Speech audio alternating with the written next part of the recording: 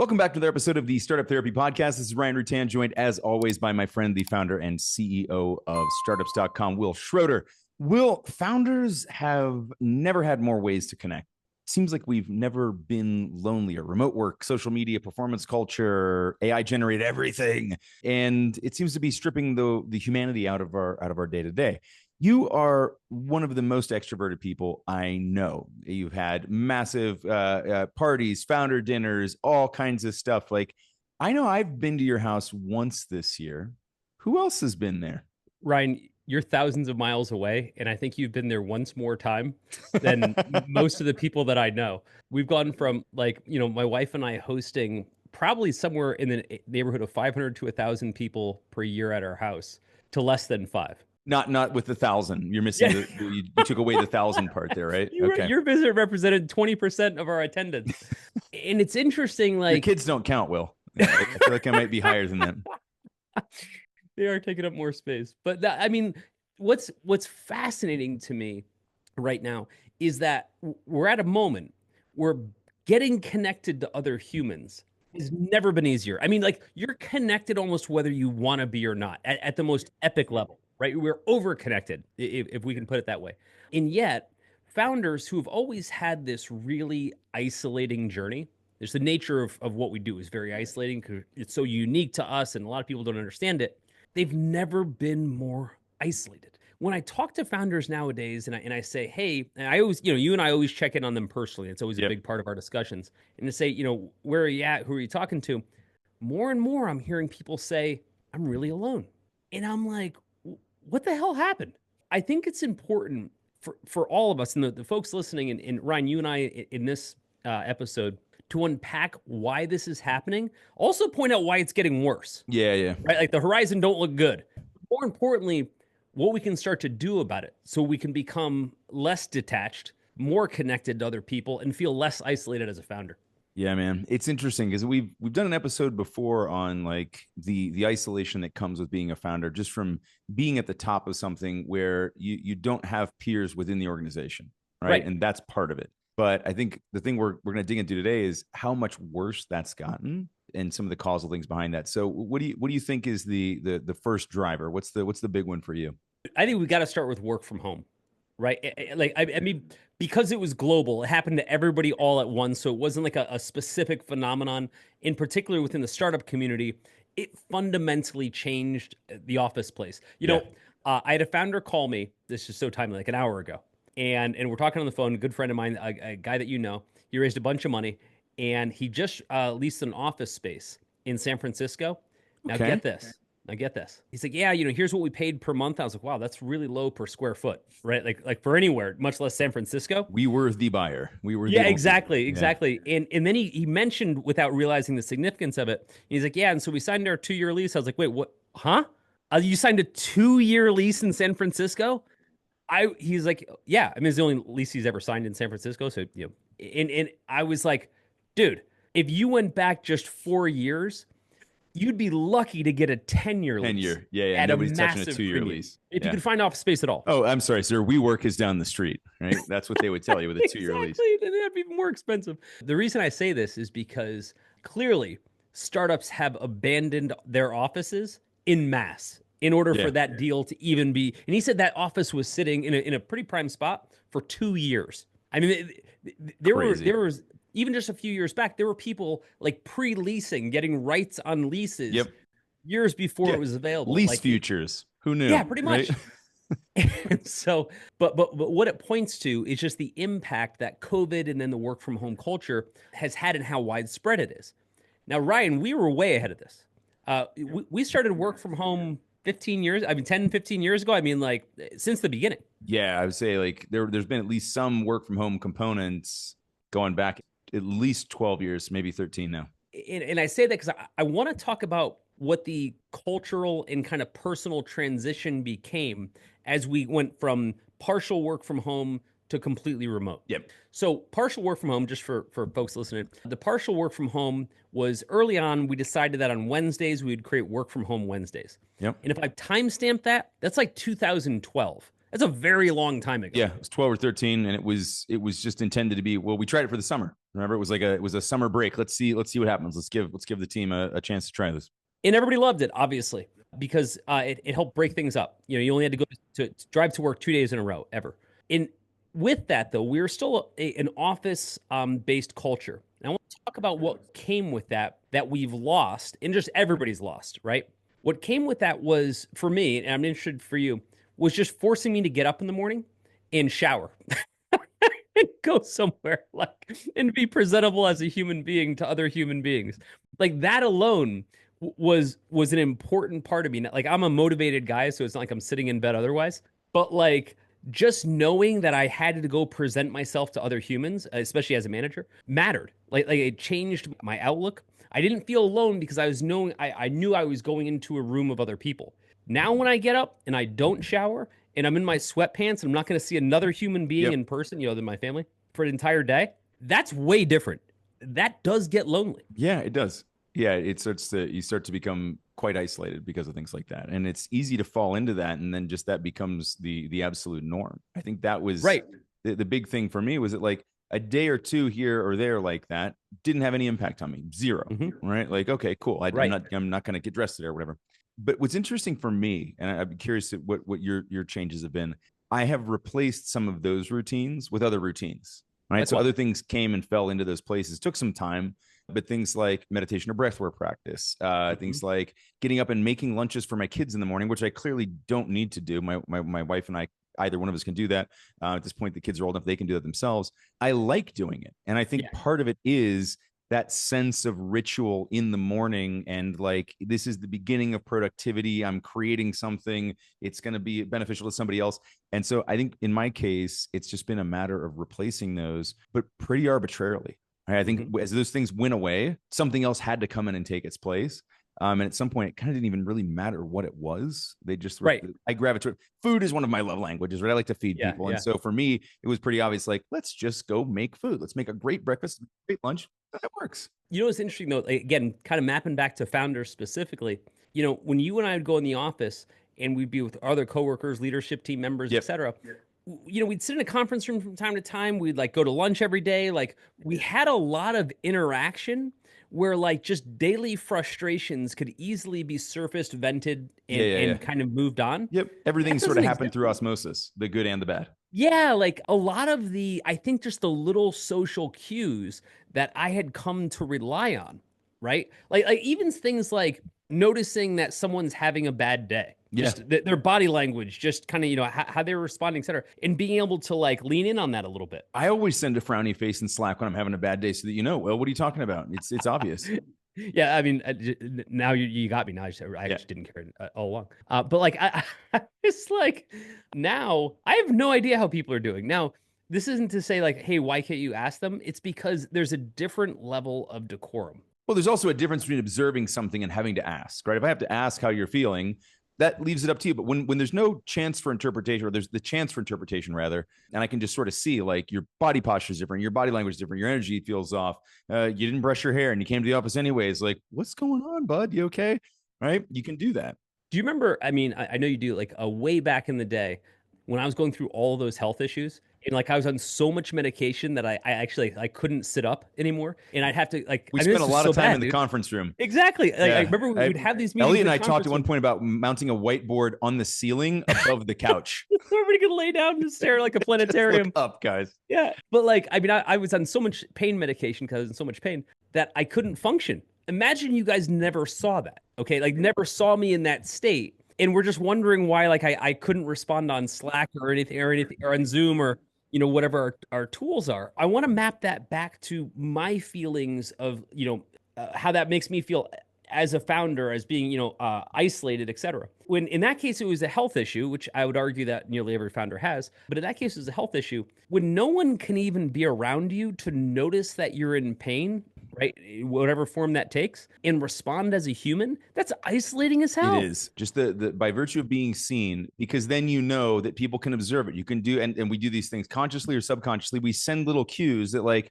I need to be seen right now. I need you to understand that I'm going through this. I need you to see that I'm happy. I need you to see that I'm like, great. You come in and you're all bubbly, like, well, you've got something you want to tell the world, right? Something good happened that you want to share. Right. Conversely, when there's something that you don't feel comfortable sharing, but you want to have it drawn out of you, that needs to be observed too. When you're on your own by yourself and nobody can do that, when you can't be seen, it creates this additional burden of having to force it out of yourself, having to share, saying, hey, I don't feel good. Hey, things aren't going well. And particularly, like, again, if this was a part-time thing where it's like, okay, every once in a while we're remote and I have to do that. When it becomes every day, everybody's in that same situation. So there isn't this other opportunity like, well, because you observed them doing that, now here's my chance to share my piece of it. It doesn't work like that anymore. There's another side of it too, which is when you're in front of people and you do or say something that they appreciate, you get a bit of a visual, emotional, social cue that tells you did something right. Like one of the things Isn't that what the bacon icon's for in Slack? Exactly, right? Like when I was in meetings, I always try to go out of my way to like compliment somebody or tell them that they did a good job with something because I knew it was important to them. And I do that now in Slack, but it lands so empty. It does not hit the same at all. Not at all. No. And here's what I think about. It goes the other way too. When someone would say, hey, I really appreciate you helping me with this, or thanks for the raise, or, whatever like that. As a founder, I need those cues too. Like it helps to know that I'm doing a good job. Yeah. My default assumption has always been in my 31 years is that everyone hates me and they just tolerate me. Because of that, having no cues to tell me otherwise is painful. Yeah. Now, I'm used to it. But if I were 3 years in my career as a founder and I had no way to get a social signal from humans, my fellow humans, that they're really happy with me, right? Without like surveying them, right? I think that would be very isolating after a while. It is. This was a conversation that came up a couple of weeks ago in one of the founders groups. And it was this notion that somebody brought up was like, it's never been easier to start a startup. It's never been easier, right? We have all these tools, all this stuff. And I said, yes and no. And I brought up this aspect. I was like, yes and no, because there's so much noise. There's so much isolation. Yes, the technical side of things, the product build side of things, the content creation side of things. Yeah, you've got some tools now that make that a lot easier. But I would argue that especially for early founders, young founders, first-time founders, the human aspect of it has gotten so much harder. The idea that we would have a meeting where not everybody was sitting in the same place in 1998, what are you talking about? Like, of course we're going to be sitting in the same room. That's nuts. But we have all these tools now. And you said Slack, but I want to call it even like Zoom, where we can see each other. We're using it right now to record this podcast, but it still hits different, right? You still don't get the same cues. And I think back, I'm like, I'm not going to say I have no fond memories from a Zoom call. Some stuff has happened on Zoom calls that were great. I have 1,000 fond memories from like crappy interactions in our office kitchen, right? Over bad coffee, right? Yep. Because we were there, we were present, we were social, we were together, we could read the cues.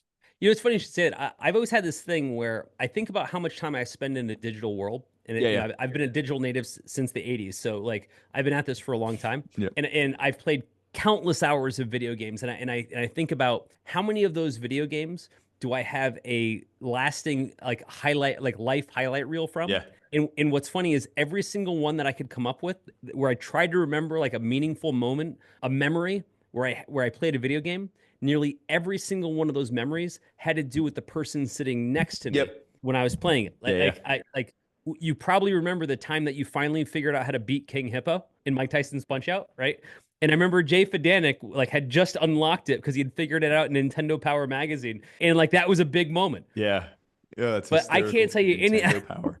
I got, but it was more about two of us at a sleepover having this, this fun time. Same with Zoom. Same with digital media as a whole. Think of how many memories you don't have by scrolling through social media. I mean, that one time where I was scrolling through social media and had the best time of my life, right?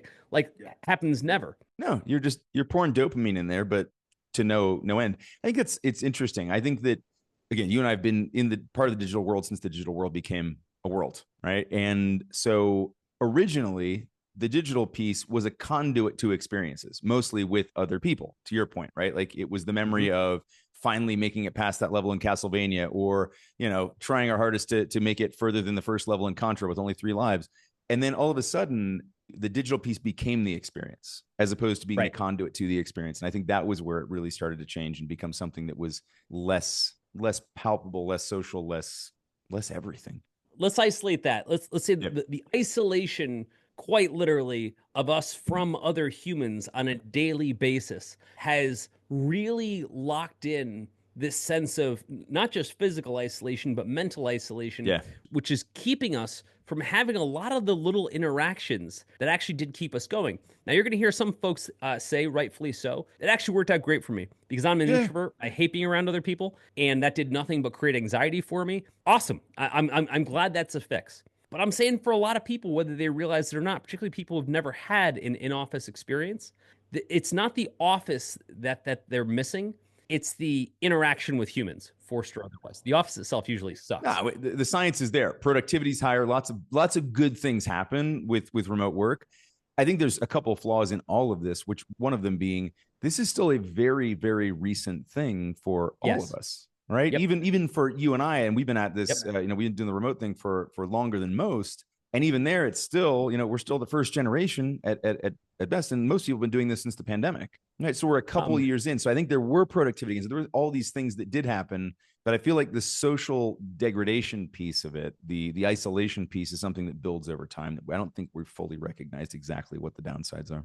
I agree. So let's move on, because I think that one is very obvious. I mean, it's very visual, it's very visceral. The other that certainly came before it that I think has sadly done far more harm than good would be social media, and the idea of replacing our interpersonal connections with a digital one. Yeah. Now, I thought you were going to say motor cars, but yes, social networks probably.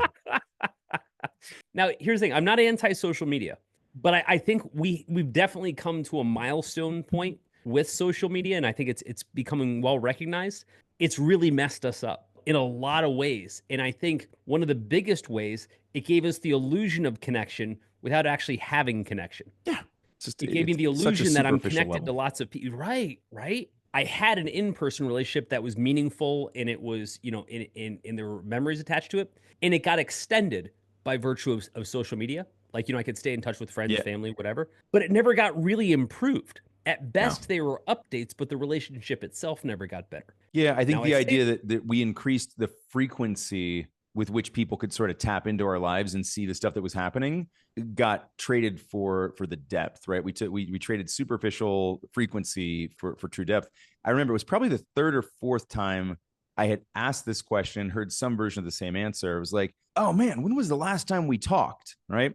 Just all of a sudden realizing it had been a long time since I talked to this person. They're like, oh yeah, but I keep tabs on you with via Facebook. And the first time I heard it didn't really register. Second time, probably third time. And then all of a sudden, third or fourth time, I'm like, shit, something's happening here. We are not talking because we don't feel like we have to anymore. There's this fly on the wall ability to sort of see what's going on. And that's enough, except that it's not, right? It's absolutely not. Let me dig into that a little bit more, because we're trading different types of interactions dramatically, and it has a strong presence to it, and not a good one. For example, back in the day, when we were hosting all these events, we had thousands of people at our house, most of them founders. We'd spend time at cocktail parties, and you'd hear the emotion and the excitement and the terror of other founders and what they were going through. And, one of the things we did for decades is we'd get a bunch of founders in a room, and we'd just talk shop. Everybody would just talk about what they were working on and what their concerns were. And they were amazing conversations, wildly connected, built friendships overnight.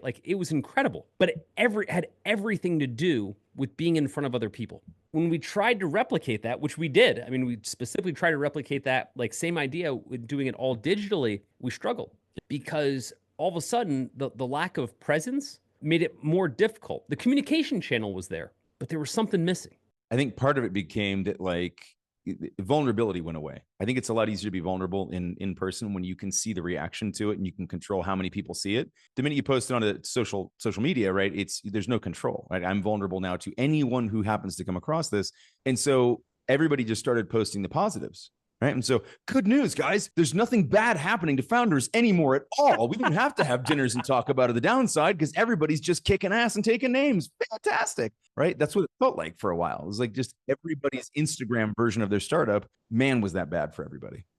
Something that's really funny about everything we talk about here is that none of it is new. Everything you're dealing with right now has been done 1,000 times before you, which means the answer already exists. You may just not know it, but that's okay. That's kind of what we're here to do. We talk about this stuff on the show, but we actually solve these problems all day long at groups.startups.com. So if any of this sounds familiar, stop guessing about what to do. Let us just give you the answers to the test and be done with it. The performative part has gotten geometrically worse with time. And because it compounds on itself. Well, if everyone else, all my other friends are saying that they're having the best vacations and best spouses and best whatever in their life, then I guess I have to. And when I get a chance to respond, I'm going to make mine as over the top as possible. I need the best possible photo. I need the best possible filter. Yep. I need the cutest possible caption. You name it, right? And all of these things are performative, right? I'm doing it because I have to perform now to an audience. You leave that spotlight on 24/7 and you keep perpetuating that doesn't lead to a positive place. Because newsflash, if you're a founder, you are not happy all the time.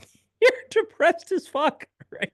And I think part of the challenge is we've now got this distorted reality around us where it's compounded. Every person that I'm seeing in my feed is doing amazing. And so immediately, if I go through my feed, actually, I hardly ever use social media. Truth be told. And sadly, I don't want to call myself selfish because I'm just doing other stuff. I never look at other people's stuff. I have no idea what my friends and family are doing. On social at least media, not the Facebook version of it, the Instagram version of it, Twitter version of it. Yeah, I'm the same. Yeah, I just don't care. I care about those people. I don't care about following all those updates. And so anyway, when I do go on there, and the rare times where I'm actually scrolling through my feed for something, and I see what everybody else is doing, my first thought, because I'm kind of cynical, Ryan, is like, bullshit. This is all, bullshit, but bullshit. Like, oh my God, you've got the photo of you and your family. Like, dude, I talked to you a week ago. You hate your wife. Yeah. Nice photo though. That's great. Yeah, but you do have a nice autumn scene where all of you are in an orchard somewhere. And it is a healthy pumpkin. Look at that. Yeah. With a very healthy pumpkin. So you must be good. But what I'm saying is like, and then everyone's best meal, everyone's best vacation, everyone's best everything. And so you look through that and you're like, oh my God, my life must suck by comparison. Yeah, the contrast becomes really dangerous. But it's bullshit. Yeah. But you can't ignore it either, right? Like this is what seems to happen. Like we do know, and yet somehow psychologically we still don't internalize that. So what are some ways, because I think this is a particularly important one. Look, the work from home thing, I'm not sure there's that much you can change there. I think there are some things you can change within social media, but maybe even more so, like, how do we start to carve out some safe private spaces? Is it going back to doing the small dinners thing? Where do we get the unfiltered talk again? How do we do this? I'm going through this as we speak. Right now, I'm going through all the people that I want to stay in touch with, and I'm basically just creating a giant list of people that I'm going to text and call. Like a catalog of like faces, like a book of like a Facebook. Facing book, yes. But instead of like going through feeds and everything else like that, I'm going to make a concerted effort. Now here's the key word there, effort, to make sure that all the people that I care about, that I'm actively reaching out to them. And typically when I reach out to somebody, we end up following up by grabbing a lunch or a dinner or something like that. It has occurred to me. I'm declaring relationship bankruptcy, which is to say, I no longer believe that I can develop or sustain any of my relationships digitally. I just don't believe it. Doesn't work. It doesn't work. I can send messages. I can create updates. I can follow updates. I don't actually think that I'm going to build a better relationship with anyone in my life digitally. No, I think it goes back to what I was saying before, which is that digital used to be the conduit, right? So we would message somebody and say, hey, let's go grab dinner, right? Now it's just, hey, I saw that dinner you had last night. Those appetizers look great on Instagram, right? I think over time, it's just taken such a different form that it's really keeping us from taking that next step and connecting further, which like, I'm super excited. I've been isolated in two ways, and the work from home piece, but that's been a long time. But being here, we've been here in Antigua for 7 years. It's not a hotbed of startup activity. Right. I have good friends. I've built great networks here, and we do a lot of interesting things together. And I do have some other founders around, but it is not the same thing. It is absolutely not the same thing. And so as we are staring, we're as of this recording, 23 days away from heading to Madrid.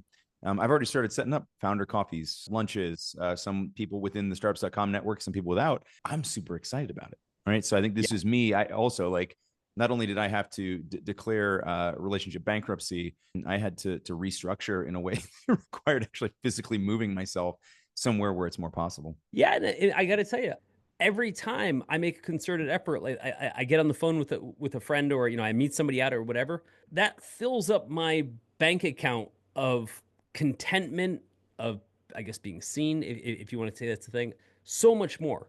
In fact, it gets zero filling when I'm trading a DM with someone. Yep. Right? Like I kind of look at all of those things, like DMs, etc., like the equivalent of when you get a calendar invite from someone. Yeah. Yes, it's a piece of communication, but it doesn't mean anything. No, right? it doesn't. Like, and until you it should just actually be the connect. preamble, right? This is just the Yeah. Again, I understand it works differently for everybody. Like, we're coming from a bit of a different generation where that was, we can see the contrast maybe a little bit differently. Whereas someone growing up with all these tools right now and it's all they know, their level of what a relationship means is going to be dramatically different, because their level of relationship might mean we do talk every day on DM, and that's how all my relationships are built. So why would that be any better or worse? Which I'd be really curious to dig into that at some point. But we'd need some people on here who are kind of native to that epoch to be able to say that, like, yes, and those do fulfill me. Like, is it the contrast? Is it the delta from what we knew to what we have that's bothering you and I? Or are they going to experience the same sort of superficiality and same challenges that we have? I think that in person, not with everybody, obviously, but I think in person, you get a level of vulnerability and authenticity that is Yes. really difficult to replicate outside of that. Not impossible. Again, Yeah. in different people have different ways of communicating. I could see somebody else coming on and saying, you know what? I see the polar opposite. I'm really nervous when I'm around other humans. I can't express myself. But when I go to a forum where I can be anonymous, read Reddit, and say exactly what's on my mind, or share, I feel so much better, and that fills me up in my way. I could get that. Yeah. I get that, just how I feel. Yeah, it hasn't worked that way for me. You said two words. One of them we had talked about a bit earlier, which is vulnerability. The other one was authenticity. Man, for as much as I am enjoying what's going on with AI right now, holy shit, does AI could also stand for authenticity incinerated, It's right? exactly what it feels like. It is stripped away so much of the humanity. I mean, I've watched it, I've used it to write things and just like, oh my God, it completely vaporized my personality out of this piece entirely. Made some good grammatical corrections, but my God, I'm gone. I'm gone. This is going to take the other two categories we talked about work from home and social network, and be 100x worse. I want to preface that by saying, and Ryan, I think I speak for you, we are huge fans of AI. Right. So this isn't one of those cases where like we're about to go on some anti-AI rant. This is no, AI is awesome, but we got some bad shit coming. Yep. And it's not just the we're all going to be living in the Matrix kind of version. Oh, that's probably going to happen too. It's something that what really concerns me is that we're now taking away tons and tons and tons of human interactions, and we're not replacing them with anything better. Now, let me be specific. Yesterday, I was on hold with my bank resolving some issue, right? And I talked to some customer service rep. And I always do a thing with customer service reps where I always try to make them laugh. Yep. I know that sounds odd, but I picture those people hating their jobs. I remember when I used to have to make 100 phone calls a day when I was doing outbound sales. It's awful. And it sucked. So I never forget that experience. And I always try to make someone laugh and tell them. And I always tell them, you have a really nice voice. You're very pleasant. Wow, that was the fastest anybody's ever solved a problem like that for me. Yeah, why not? I also get way better treatment when I do that. But my point is, there's just a little bit of interaction, right? There's just I make someone laugh, and I just there's that little bit of humanity there. Now compare that to when I'm in a chatbot, and I know damn well there's nobody on the other side. I know I'm fighting an algorithm to try to get an answer. If talking to customer service sucks, and it does, talking to an AI, even if it's more efficient, which I do appreciate, feels so lifeless. It is. And isolating. I'm basically now on the phone with myself, right? Which is bizarre. Yeah, you're on the phone with yourself. Yeah, you're trying to solve a problem that might have even come from isolation, and now you're being more isolated in order to do it, right? Like, it just feels absolutely amazing. And again, like you said, we're not anti-AI at all. I use it daily. I think in the context of this conversation, it has been a massive contributor. I watched the other day on one of my LinkedIn posts a comment battle between two AIs. They were absolutely not people. I watched multiple comment thread happen on a post of mine. I'm like, none of those aren't humans. Those are two people's AI arguing about my post. I'm like, this is not amazing at all. And in the same way, the big thing now is if you see the M dash line used in someone's copy, you know that it was written by GPT. Pisses me off because I was an M dasher, man. I've always been an M dasher. I love the dramatic pause. I love to call it out. Like, I love the use of the M dash. And now every time I see M dash or if I'm thinking about using one, I'm like, no. So I'm just going to start doing something else. I don't know what I'm going to stick in there, but I'm going to start stuffing something in there. Three commas. So I like that. So with that said, we get in the situation where all of a sudden, like with those comments, we have to start second guessing authenticity all the time. Yep. When I looked at my LinkedIn comments, I can always tell the AI generated ones because they're always self-referential. It's always something like I make a point and the AI basically says, oh yeah, that point, that's so true. Yeah. And I'm like, okay. Anyway, thanks for adding nothing to this conversation. Exactly. It never adds anything. It just reiterates exactly what I said. Yep. Now, I get it. But to your point, within a year, 2 years, 75 to 80% of my comments are going to be AI generated. And I'm going to look at it and say, okay, well, that has no value anymore because the authenticity has been removed. Now, it does create a different opportunity where if you can start to deliberately become authentic and whatever that looks like, then people will be more interested in that. Okay. So for example, this is going to sound crazy. I think within 5 years, getting on the phone with a customer service rep is going to be considered a premium experience. Yeah, 100%. I genuinely feel like that's going to make, oh my God, thank God they have a human that I can talk to. I think that all customer service numbers are going to be 1-900 instead of 1-800. They're going to be the highest paid people. They're going to be like $300,000 a year people that actually get on the phone. But I think the other side of it is with AI automating so much of what we can do, it does take some of the, do I really have to put much more effort into this? Or do I really have to be more authentic? Not really. I think about how much landing page copy you and I have written in the last 20 plus years, okay? And how we don't really have to write any of it anymore. All I have to do is go into AI and say, here's roughly what I want to say. Yep. And it's going to give me a 90% version. Now, as a guy who writes for a living, does that make me feel a bit more useless? It does. But it also allows me to not have to put in that extra effort to make it feel more real, to make it feel more punchy, to make, you know what I mean? Yeah. And so I guess what I'm saying is when we're going back to isolation, we have all these channels that are getting diluted from us, all the different ways we're connecting with humans. Now we're getting to the point where even the part where we would have connected to them, like digitally, through social media or whatever, even that's not real. At least now there's a human behind it. Right? My God, the last thing social media needed was a way to become even less authentic. Yes, that's what I'm saying. Unfortunately, at some point, and it will happen, we're probably really close to it already, but all of this efficiency without humanity just becomes noise at an epic scale. That's all it becomes. And then it'll become about unwinding that, right? I've decided that in 2026, I'm just going to start sending emails that are only photos of handwritten letters with a bloody thumbprint on the bottom, right? Proof of life. That's all I'm sending. I'm not going to type anything anymore. Because there'll be a renaissance around that. And it's going to be hysterical to see the ways in which it comes. But like proof of life or proof of human input is going to become a thing, right? Like this is me typing the email that I'm sending you. Here's a video of me actually writing it. Enjoy. The irony is we're all about to start paying a massive premium to go back to the oldie timey ways things were done.